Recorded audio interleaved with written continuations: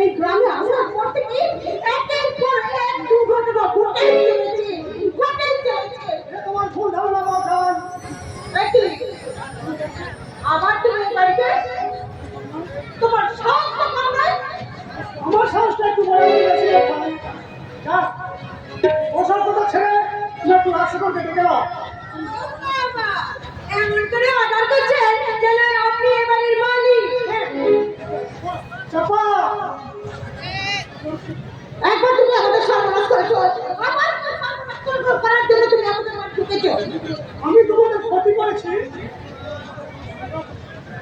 এখনো তোমার এই ব্যাপারে কোনো শক্ত আছে নাকি? তুমি ভুল করছো বোখান। প্লিজ প্লিজ তোমরা রাস্তা করতে ডেকে দাও। ওর সঙ্গে আমার খুব জরুরি দরকার আছে। তোমার যা বলার আছে তুমি আমাকেই বলতে পারো। তবে তোমরা আমাকে তোমাকে ডাকবে না। এত সুন্দর কথাটা একেবারে পরিষ্কার বুঝতে পেরেছেন। তার স্বামীর মতো এখানে দাঁড়িয়ে আছেন কেন? যা বলার বলে ফেলুন, নইলে এখান থেকে বিদে হন। আমি কিন্তু রাজসেবার সঙ্গে দেখা না করলে এখান থেকে এক পাওয়া যাবো না। বটে তোমার এত সাহস! একজন খুবই আসামি হয়ে তুমি আমার মুখের উপর এত বড় কথা বলতে পারো?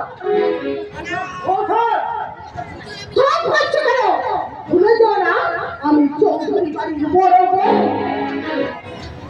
প্রতিপক্ষকে দুর্বল ভাবা ঠিক নয়।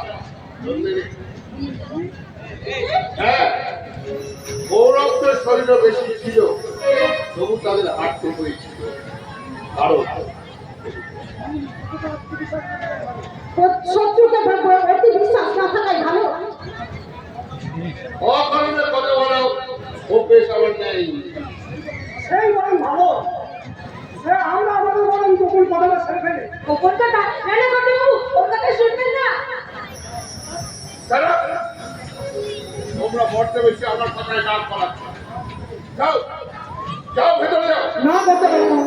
গিন্নিমা ভেতরে যাবেন না। ওনার যদি কিছু বলার থাকে তাহলে সবারই সামনেটা বলবেন। রক্ত যখন বিরোধী কথা বলে তখন খুব খারাপ লাগে, তাই না? বলা আজ আমাকে আটকানো করতে বাবু আমাকে বলতে দিন। ছি ছি ছি ছি একটা একটা ক্লিনিকে ওর বাবা ভাবতে ঘেন্না করছে। এত বড় স্পর্ধা তোমার? তুমি আমার বাড়িতে খালি আমার ছেলের গায়ে হাত তোলো।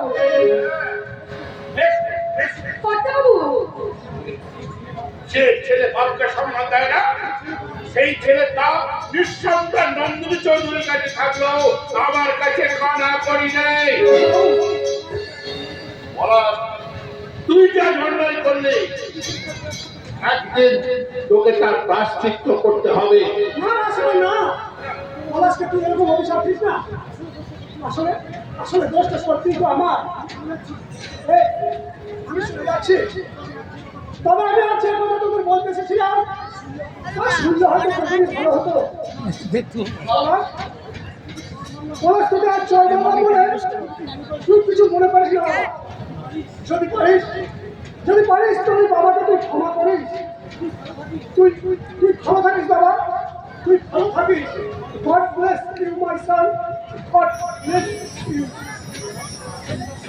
অসহ্য অসহ্য অসহ্য। আবার আবার ধৈর্যের পর তোমরা এইভাবে ভেঙে দিও না। অমানুষের প্রতি তোমার দরদটা দেখি অনেক বেড়ে গেছে। চিৎকার করবেন না মাননীয় রাজ্যপাল চৌধুরী। আপনারা মনে রাখবেন আমি চৌধুরী বাড়ির বড় বউ।